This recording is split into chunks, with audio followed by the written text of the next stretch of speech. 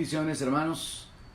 Aquí estamos de nuevo, listos para poder meditar juntos en la palabra de Dios, detenernos en una serie de escrituras que pueden ayudarnos para establecernos en nuestra fe y también para poder compartir con otros la revelación que Dios a través de su palabra escrita ha dejado para que nosotros podamos estar firmes, confiados, abrazando la esperanza que nos ha sido dada y compartiendo también con otros lo que nosotros conocemos de la voluntad de Dios revelada. El tema de hoy es tinieblas cubrirán la tierra. Y la escritura base se encuentra en el libro de Isaías, capítulo 60, versículo 2. Y aunque aparentemente es un tema con un enfoque un tanto negativo, en realidad es todo lo contrario para el pueblo de Dios. Leo la escritura y dice así: porque he aquí que tinieblas cubrirán la tierra y oscuridad las naciones, mas sobre ti amanecerá Jehová y sobre ti será vista su gloria. Y aunque esta escritura tenía una aplicación literal y directa hacia el pueblo de Israel, es una realidad hacia la iglesia. Y esta palabra profética se está cumpliendo en el tiempo presente, ya que podemos ver que en todo el mundo hay confusión, en todo el mundo podemos ver que hay una especie de caos, no solamente en el área económica, en el área de la incertidumbre con respecto al futuro, la inseguridad, sino que también hay una serie de eventos que están dándose en la tierra. Hay señales, incluso que algunos que son fanáticos de estos movimientos consideran que son los contactos con los extraterrestres, que ya muy pronto van a ser ya no del tercer tipo, sino que van a ser del cuarto tipo. Y otra serie de eventos y situaciones en el mundo que tienen que ver con la confusión religiosa. Incluso se sostiene hasta el día de hoy que hay personas que están escuchando revelaciones de parte de la Virgen allá en Medjugorje, y que hay una persona que telepáticamente recibe mensajes y los están transmitiendo a la humanidad, y la gente está en esa dependencia, en esa expectativa de que a través de la relación, la intercesión y la fe puesta en María vengan cambios sobre el mundo. Y todo esto es parte del ambiente de confusión en el que vivimos. Tinieblas tiene que ver con ignorancia. Tinieblas tiene que ver con la confusión. Tiene que ver con no poder ver. Pero la palabra de Dios nos habla acerca de que aunque oscuridad cubra las naciones, sobre el pueblo de Dios va a amanecer, va a resplandecer. Dios va a manifestar su gloria. Y esto se aplica tanto a la nación de Israel como a la iglesia. Ya en el Nuevo Testamento encontramos escrituras como aquella que dice que nosotros somos hijos de luz. Y el Señor Jesucristo dijo: el que me sigue no andará en tinieblas, sino que tendrá la luz de la vida. Y ese es uno de los privilegios nuestros como creyentes, que podemos saber, podemos entender los planes, los propósitos de Dios, podemos de alguna manera adquirir conocimiento sobre los tiempos de Dios. Y eso es lo que vamos a hacer en esta ocasión, escudriñando algunas escrituras, para que podamos analizar de una manera más amplia algunos aspectos, algunos principios que he estado compartiendo en las enseñanzas y en las prédicas anteriores. Con respecto a esto, quiero utilizar la escritura del apóstol Pablo, capítulo 5 de Primera de Tesalonicenses, versículo 1. Qué bendición la del apóstol Pablo al escribir de esta manera, porque yo veo cuánta necesidad hay ahora del punto que el apóstol Pablo aborda a través de este pasaje. El apóstol Pablo escribió lo siguiente: pero acerca de los tiempos y de las ocasiones, ustedes no tienen necesidad, hermanos, de que yo les escriba, porque ustedes saben perfectamente que el día del Señor vendrá como ladrón en la noche.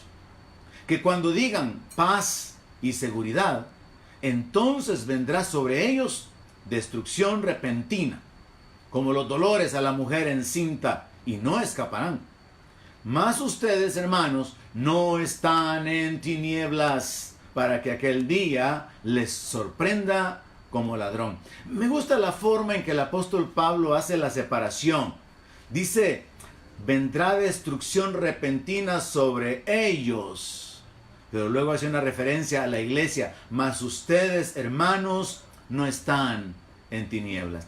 Es mi propósito que a través de la meditación de la palabra y la exposición de las ideas que voy a compartir en esta ocasión, tanto pastores como creyentes puedan examinar y detenerse posteriormente de una manera personal en un estudio que los lleve a una mejor comprensión del tiempo que estamos viviendo.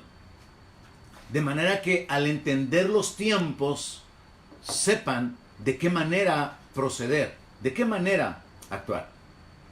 Así que es interesante que el apóstol Pablo dice que la iglesia en Tesalónica, ellos no necesitaban que Pablo les explicara lo de los tiempos, las dispensaciones, les explicara los eventos que habrían de acontecer, sino que ellos ya sabían que la venida del Señor era un evento que ya estaba marcado, definido, establecido en firme de parte de Dios, y que esto sería algo repentino, que estaría conectado con los juicios de Dios, y por eso se habla acerca de destrucción. Y por eso él habla acerca de tinieblas viniendo, de tinieblas que están afectando la vida de aquellos que no conocen la palabra de Dios. En la Biblia se encuentra esta declaración: la exposición de tu palabra alumbra. Y ciertamente, hermanos, a través de la Biblia nosotros podemos adquirir un conocimiento que no se puede adquirir en ninguna otra parte. Y en ese sentido, somos bienaventurados de poder obtener la revelación de la voluntad de Dios. Y ahora nos corresponde a nosotros el usar de la diligencia para hacer eco del mandamiento del Señor Jesucristo, escudriñar las Escrituras. Les reto a que posteriormente usted haga sus propios estudios, se detenga un poco más analizando las Escrituras, y que esta meditación de la palabra pueda servirle como una motivación para ir más allá, más profundo en el conocimiento de la voluntad de Dios revelada a través de la palabra. Quiero hacer referencia a que en la enseñanza del 12 de abril yo compartí la idea de que hay diferentes escenarios en el mundo cuando hablamos de los juicios de Dios. Y yo compartía la idea de que Dios hace juicios individuales, juicios nacionales y juicios mundiales. También le mostré que Dios hace juicios sobre su pueblo, Dios juzga a los enemigos de su pueblo y Dios juzga al mundo. Ahora quiero profundizar un poco más para que podamos analizar cuál debe de ser la manera de proceder. Y lo voy a hacer comparando lo que vivimos con algunos registros bíblicos. Ahora, a lo que ya compartí en esa sesión que acabo de mencionar, quiero agregar dos escenarios más. O sea, dos posibilidades que no han sido mencionadas. La primera sería que el ambiente que vivimos sea un ataque del diablo contra la iglesia. Y el otro sería un ataque del diablo en contra de la humanidad. Todas esas son las posibilidades que nosotros podemos encontrar cuando nosotros comprendemos que nosotros estamos siendo parte de una guerra espiritual, de un gran conflicto. El apóstol Pablo dice que no tenemos lucha contra sangre y carne, sino contra principados, potestades. Y nosotros estamos en medio de esa batalla. Y nuestra alma es lo que está en juego. Las almas de las personas, la humanidad es la que será salvada o se perderá en medio de toda esta guerra espiritual. Ahora, si ya establecí que Dios trae juicio sobre su pueblo, sobre los enemigos del pueblo y sobre el mundo, y que Dios hace juicios individuales, nacionales y sobre toda la humanidad o sobre todo el mundo, y que el diablo puede traer un ataque sobre el pueblo de Dios o un ataque sobre la humanidad, siguiendo el proceso de eliminación vamos a tratar de ubicarnos. ¿Cuál de todos estos escenarios es el que más concuerda con nuestra realidad presente? Porque yo veo que parte de la confusión que hay incluso en la iglesia es el proceder que hay de parte de muchos cristianos, de parte de muchos líderes, y voy a mencionárselos en el camino. Pero usando ese proceso de eliminación, o sea, lo que definitivamente no es, y exponiendo algunas razones. Número uno, lo que estamos viviendo no es un juicio de Dios contra una nación, porque vemos muchas naciones afectadas, por lo tanto, esto es algo mundial. Número dos, esto no es un juicio de Dios sobre la iglesia.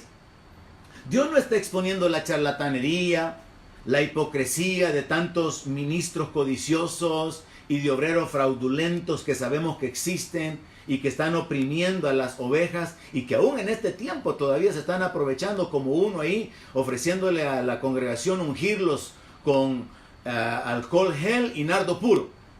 Dios no está trayendo un juicio sobre la iglesia, sobre los creyentes tibios. Dios no está avergonzando ni causando la muerte de los rebeldes de su pueblo. Así que, número dos, esto no es un juicio de Dios sobre la iglesia.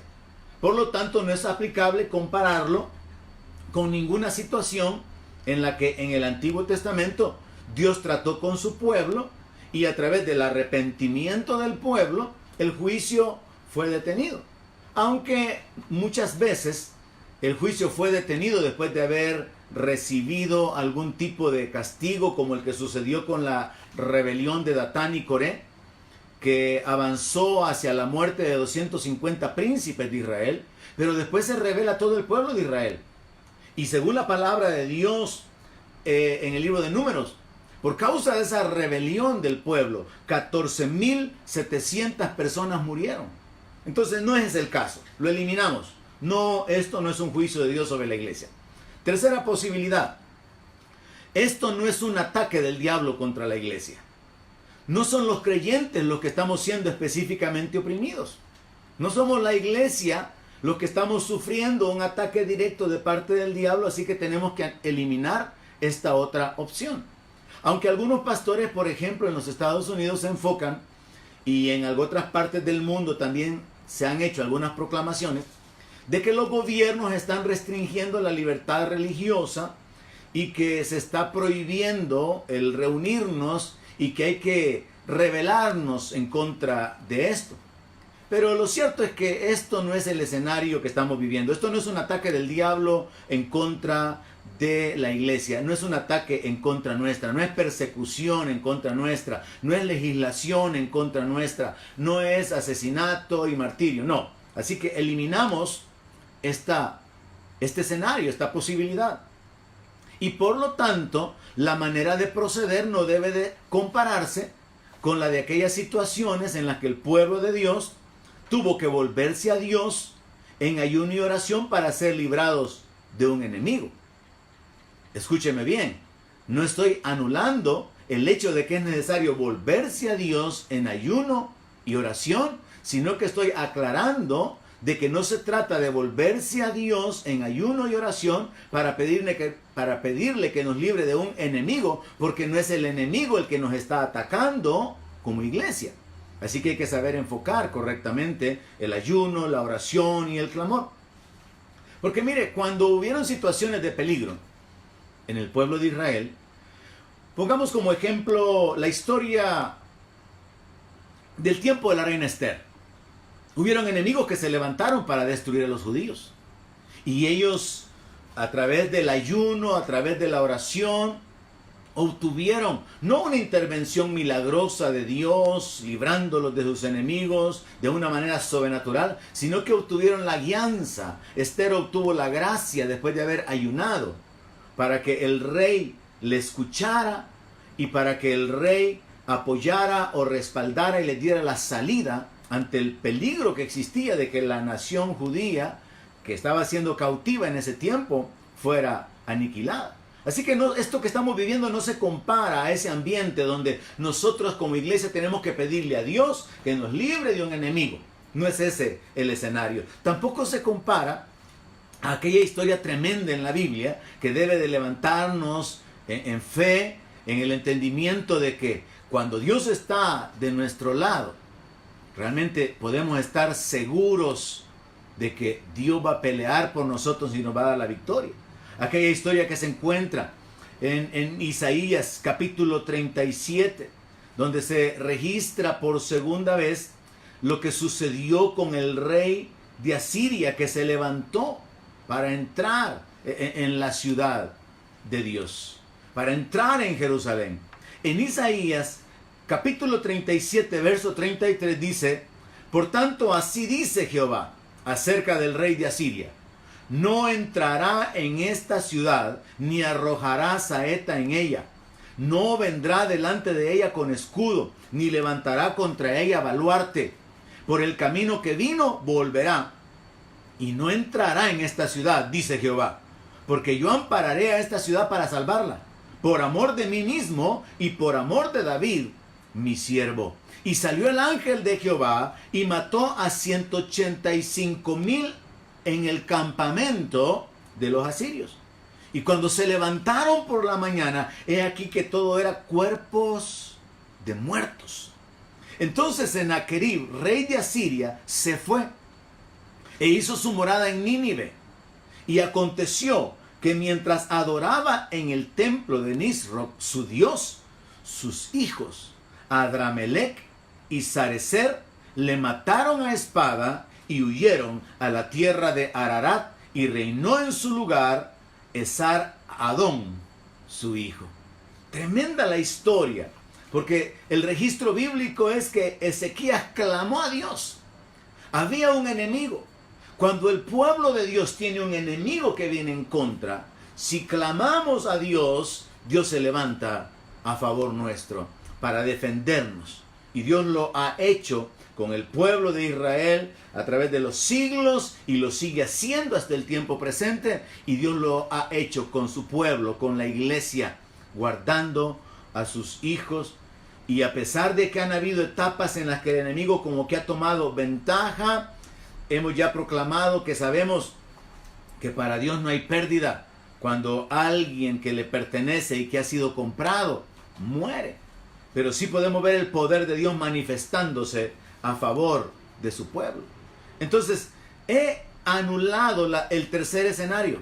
Lo que estamos viviendo ahorita no es un ataque del diablo en contra de la iglesia. Así que no podemos clamar a Dios que nos libre del enemigo, porque ese no es el escenario. No se trata de una situación en la cual el diablo está tratando de atacarnos directamente contra la iglesia. Si ese fuera el caso, entonces podríamos pararnos en la Escritura y experimentar la realidad de que si Dios es por nosotros, ¿quién contra nosotros? En la Biblia encontramos historias tremendas como aquella otra del rey Josafat, cuando se unieron, se aliaron varias naciones y vinieron en contra de él. Segundo libro de Crónicas, capítulo 20, verso 5. Y dice que Josafat se puso en pie en la asamblea de Judá y de Jerusalén, en la casa de Jehová, delante del atrio nuevo. Y Josafat oró y dijo: Dios de nuestros padres, ¿no eres tú Dios en los cielos y tienes dominio sobre todos los reinos de las naciones?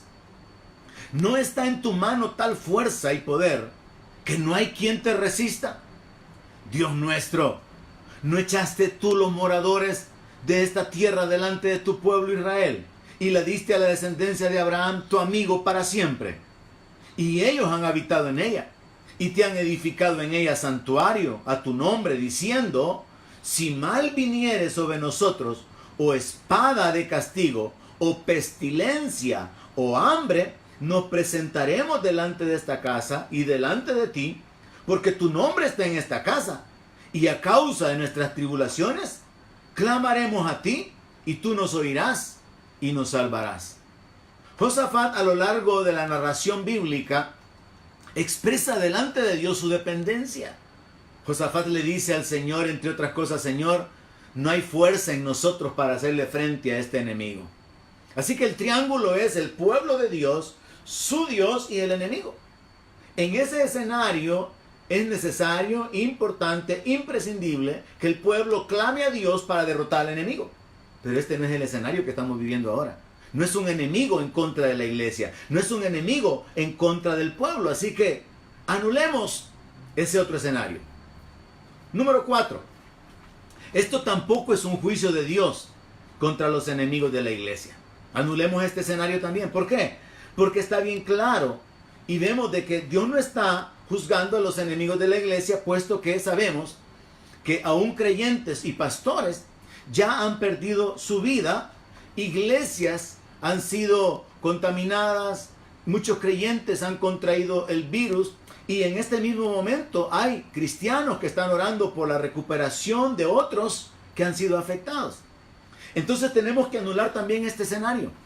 No es un juicio de Dios contra los enemigos de la iglesia, puesto que vemos incluso a miembros de la iglesia siendo afectados. Así que tenemos que considerar esto.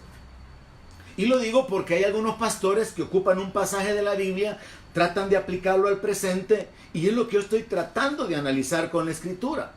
A fin de que, como el apóstol Pablo dice, no es necesario que les hable acerca de los tiempos, nosotros podamos entender de qué se trata lo que estamos viviendo y sepamos cómo proceder. Entonces, el escenario número 4 que quiero anular es, esto no es un juicio de Dios contra los enemigos de la iglesia, puesto que aún la iglesia, los creyentes, pastores, ministros han sido afectados y algunos han fallecido ya.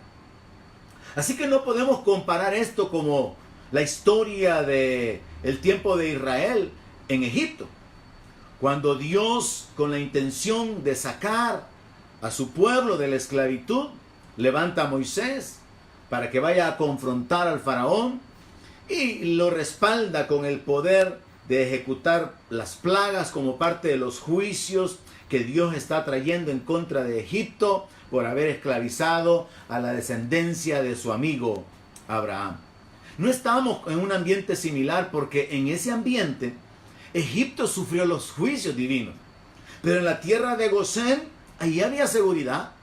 En la tierra de Gosén el ganado de ellos no murió, allí no hubieron tinieblas, ellos no fueron afectados por las plagas y ninguno de los primogénitos de ellos murieron. Así que no podemos comparar esto.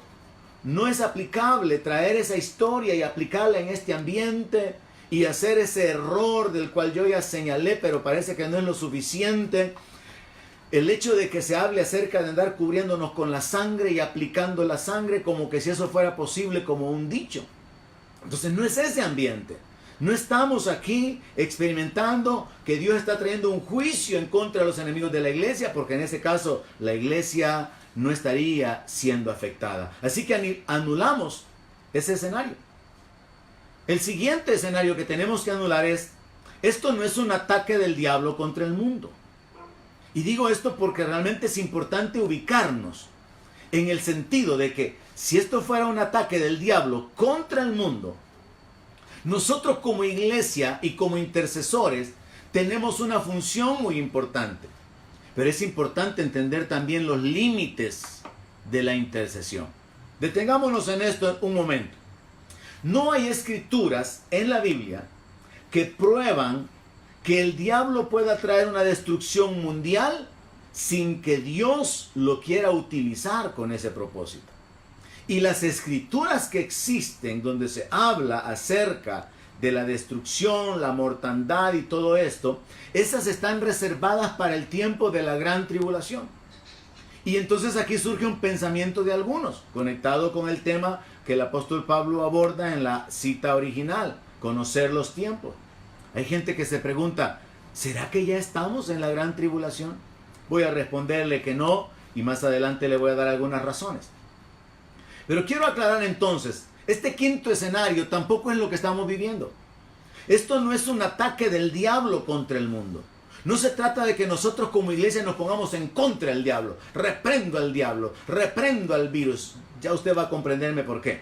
Si fuera un ataque del diablo contra el mundo, por lo menos la iglesia sería intocable, porque la iglesia, con tanta oración que ha hecho, podría ser guardada del poder del maligno.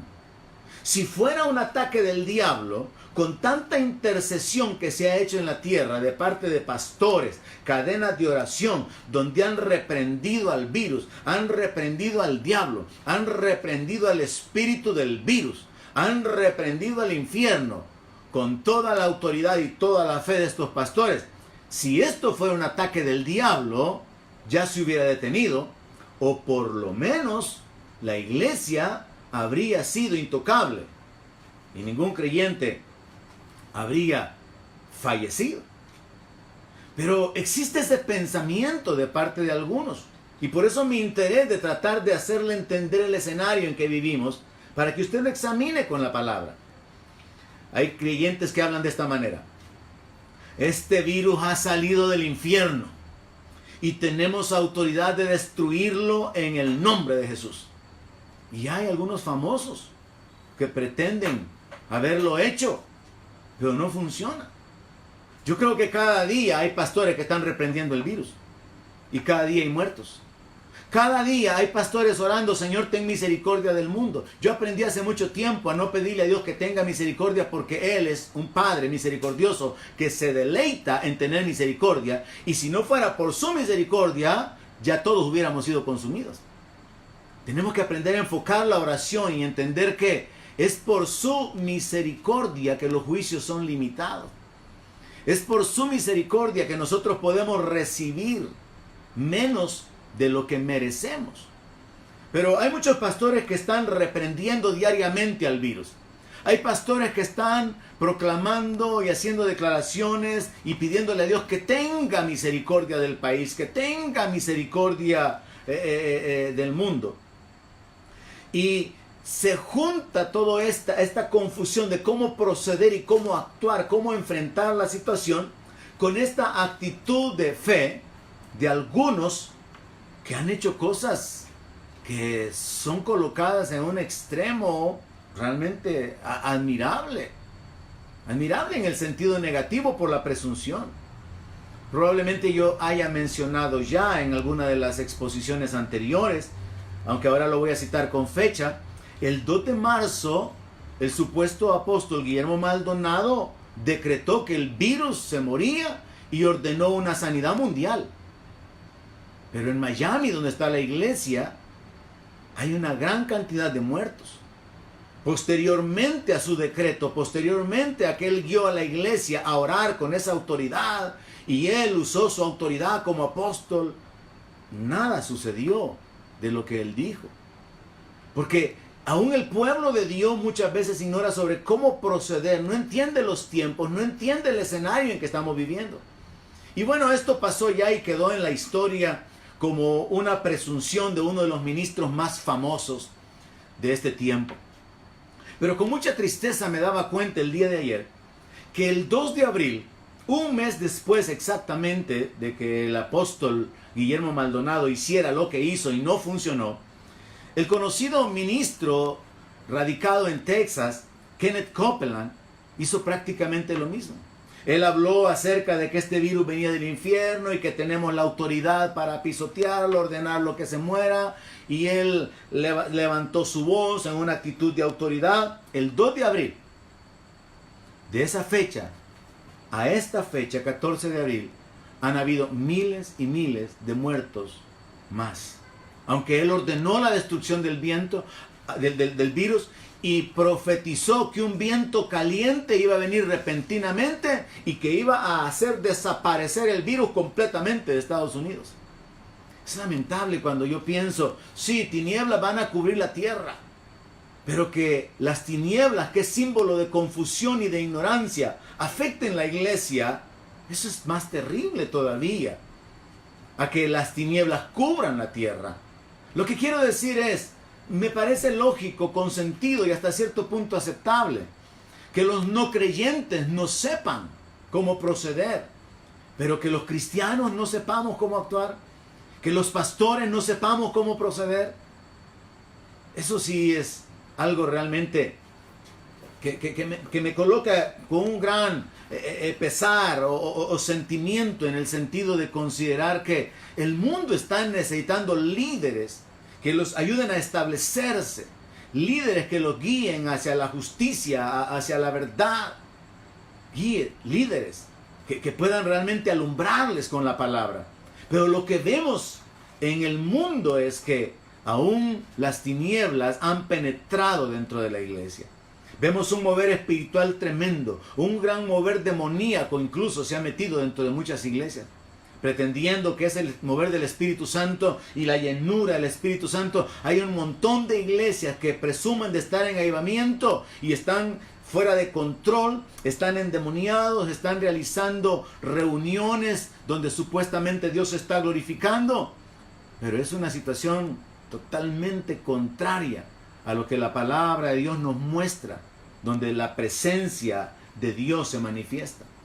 De manera que tristemente podemos ver cómo la tierra, e incluyendo la iglesia, está siendo confundida y viviendo en ese ambiente. Ahora existe otra posibilidad, y le dije que iba a responderle, porque muchos creyentes preguntan, incluso a mí me han escrito diciéndome: pastor, ¿será que ya estamos en la gran tribulación? Creo que una de las enseñanzas que he dado recientemente, traté de hablar de los tiempos. Y mencioné particularmente la separación que el Señor Jesucristo hizo acerca de principio de dolores, tribulación y gran tribulación.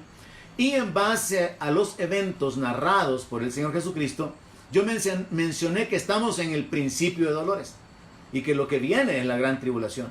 Ahora, algunas de las bases importantes que podemos utilizar para estar seguros de que no estamos en la gran tribulación son, entre otros, estos detalles.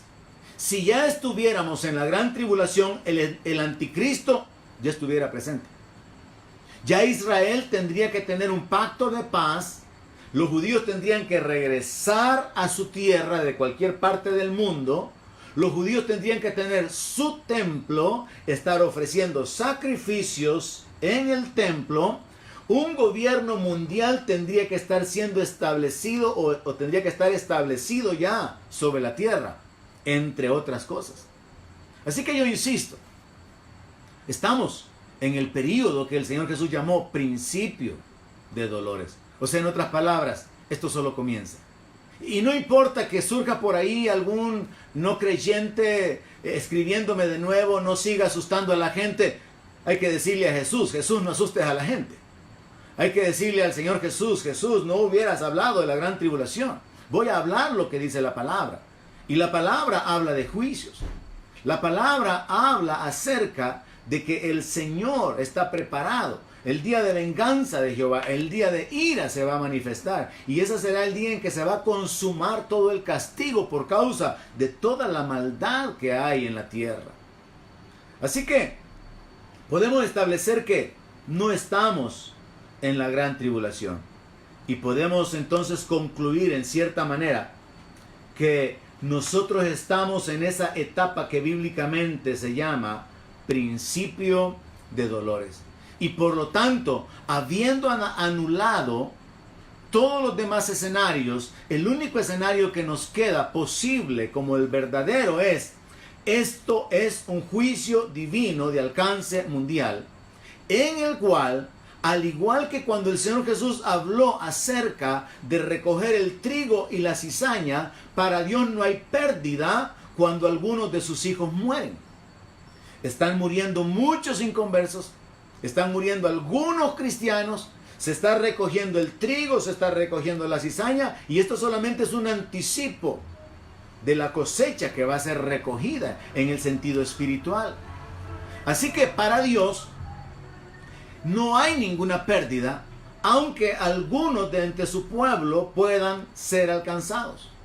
¿Sabe? Es muy importante que cada uno de nosotros como creyentes podamos entender el tiempo que estamos viviendo para que sepamos cómo proceder. Para que sepamos, como lo dije ya en alguna disertación anterior, que el que está firme, mire que no caiga, haga firme su profesión. El que ha estado lejos del Señor, ha estado tibio, recuerde de dónde ha caído, haga las primeras obras, vuelva hacia el Señor. Y aquel que está lejos, busque a Jehová, entre tanto pueda ser hallado. Y que como creyentes podamos alumbrar, podamos ser de bendición, podamos ser la sal y la luz del mundo en este ambiente. Pero es importante que nosotros sepamos que el ambiente que estamos viviendo es mucho más amplio, es mucho más grande, tiene repercusiones mucho mayores que lo que estamos viendo al pensar en nuestra economía, al estar pensando en las limitaciones de la alimentación en los próximos días, o al estar pensando en la posibilidad de que, por ejemplo, si en nuestro país se levantan las restricciones, la peste pueda comenzar a multiplicarse. Va mucho más allá de eso. No sé cuántos de ustedes lo saben, pero recientemente, no pasa de 2 días, hay reportes de que hay por lo menos 15 volcanes que están activos en todo el mundo. Tanto aquí en América como en Asia. Se han activado 15 volcanes. Pero eso no es todo. El día de ayer hay noticias de los Estados Unidos de que hubieron tornados que afectaron los estados de Mississippi y Luisiana. Hubieron muchas personas que fueron afectadas a través de estos tornados. Y antes de que esos tornados se dieran, la noticia era que estaban cayendo grandes piedras de granizo. Y por eso ellos ya sabían que el tornado venía, porque esa es una señal. Y esto me conecta a mí con lo que está escrito en la Biblia. La Biblia habla acerca de que va a caer granizo durante la gran tribulación. Y si usted busca esas noticias en la internet, se va a sorprender al darse cuenta que el tamaño de las piedras de hielo que caían casi se asemejan al tamaño de una pelota de béisbol. Y platicando con algunas personas que han estado en situaciones como esta, me dicen, es horrible estar oyendo cuando caen las piedras de hielo. Se está juntando una gran cantidad de eventos. Yo no sé cuántos saben o están conscientes de que en los pocos meses que van en este año han habido una gran cantidad de terremotos. Hay terremotos reportados, bueno, en Puerto Rico, uno que dicen que fue el peor en 100 años. Terremotos reportados recientemente en Cuba, en Perú, en Turquía, en México, en Chile, en Japón, Nueva Guinea, Nueva Zelanda. Y tal vez la única gran diferencia sea que, a diferencia nuestra, por causa del tipo de construcción que nosotros tenemos en el país, estos terremotos a veces no causan un gran daño, pero lo cierto es que la tierra está temblando por todas partes. Y Dios dijo a través de un profeta, haré temblar toda la tierra. Está escrito en la Biblia que la tierra va a tambalear como un ebrio. Son los juicios de Dios, no es un enemigo levantándose. Es Dios trayendo juicio por causa de la maldad. Pero no solamente esto, no es solamente la peste del COVID-19, no es solamente los volcanes y los tornados y los terremotos. Hay una gran plaga de langostas en África que está afectando a Uganda, a Kenia, Etiopía y Somalia. Y la gente está con la expectativa de que esto va a causar una hambruna pero terrible en todas esas naciones, porque dicen que esa plaga de langostas es 20 veces mayor que la peor plaga que han tenido. Y como repito, nosotros muchas veces estamos en un ambiente, en un mundo quizá muy pequeño para nosotros y no estamos conscientes de todo el ambiente. Por eso es que nosotros somos instados en la palabra a velar, a estar vigilantes. ¿Qué es lo que está sucediendo? Esto es lo que está sucediendo en el mundo entero. El mundo está tratando de reorientarse. El nuevo orden mundial se está acercando. La reeducación de la sociedad, la tolerancia de lo que son pecados y abominaciones delante de Dios se quieren hacer normales y podemos darnos cuenta solamente cuando estamos velando espiritualmente. La industria del entretenimiento se levanta en contra de Dios, en contra de lo sagrado. Se burlan abiertamente de Dios, del Señor Jesucristo, de la Biblia. El día de hoy, por ejemplo, hay una noticia, aunque de no gran importancia, de una artista, supongo que es una artista pornográfica de Brasil, que se burló de los creyentes, dijo ofensas en contra de los creyentes y les leyó el Salmo 91, se burló de ellos y después terminó quemando hojas de la Biblia. El mundo realmente está lleno de confusión, lleno de maldad, lleno de corrupción. Y por eso es que todas estas situaciones están como condensando. Se está incrementando la tensión en todas las áreas. Se está, ¿cómo podríamos decir? Incrementando la tensión en todos los ambientes posibles para la humanidad. No es un asunto solo de la salud, ni de la economía, sino que también de la inseguridad, de la violencia. Son todas las áreas que tienen que ver con la humanidad. Y por eso es que podemos resumir y encontrar claramente cómo este escenario encaja con la etapa que el Señor Jesús llamó principio de dolores, porque estas son señales antes de su venida. Entonces, ¿cuál debería de ser la actitud correcta como creyentes? Predicarle a la gente que Cristo viene.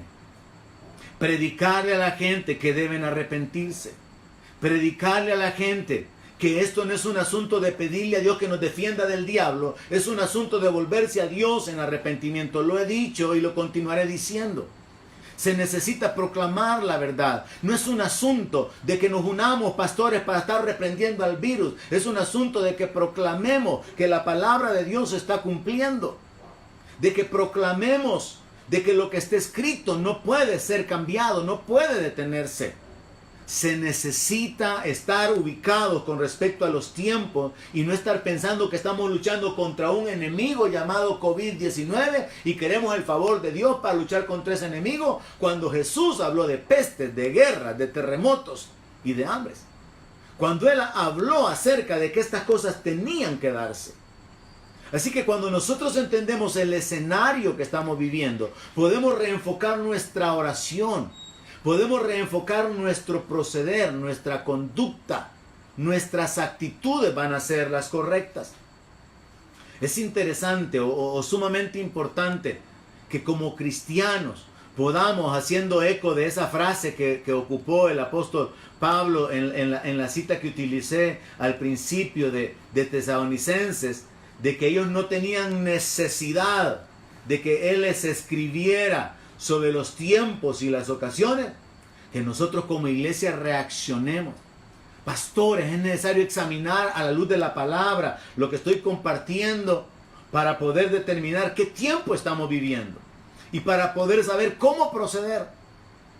Yo sé que se ha hecho mucha oración, yo sé que muchos pastores se han levantado en la intercesión, pero lo que estoy tratando de decir es hay que hacerlo con sabiduría, con entendimiento. Hay que hacerlo con inteligencia, pero sobre todo hay que enfocarnos en lo que verdaderamente es más importante. Y lo más importante no es que este virus no toque la vida del vecino, no es que este virus se detenga. Lo más importante es que el vecino, lo más importante es que la familia del vecino escuche el evangelio, sepa que Cristo viene, sepa que si no se arrepienten y no son arrebatados, entonces van a entrar en una etapa peor llamada gran tribulación. Es lo que tenemos que hacer, advertirle a la gente del juicio. No solamente orar por ellos, porque sí podemos hacerlo con las limitaciones, de acuerdo a nuestra fe, pero sobre todo enseñar, alumbrar y decirle, mire, esto está escrito. Mire, esto es el cumplimiento de la palabra. Jesús dijo esto. En lugar de estar corriendo con toda la corriente de pastores famosos que están luchando contra el diablo y que están reprendiendo al virus. Y nada ha pasado porque los muertos han continuado. En Malaquías capítulo 3 verso 2, para que entendamos que estamos en esa etapa previa a la manifestación del Señor Jesucristo, que estamos en esa etapa previa en la cual se van a cumplir una serie de eventos delante de nuestros ojos que son la antesala para entrar a esa otra etapa llamada gran tribulación, y que culminará con la segunda venida de Cristo. El profeta Malaquías, haciendo referencia a esto, escribió lo siguiente por la inspiración del Espíritu. Malaquías capítulo 3, verso 2.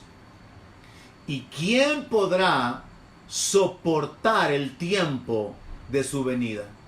¿O quién podrá estar en pie cuando Él se manifieste? Porque Él es como fuego purificador y como jabón de lavadores. Y se sentará para afinar y limpiar la plata. Porque limpiará a los hijos de Leví. Habla de los sacerdotes, habla del pueblo de Israel.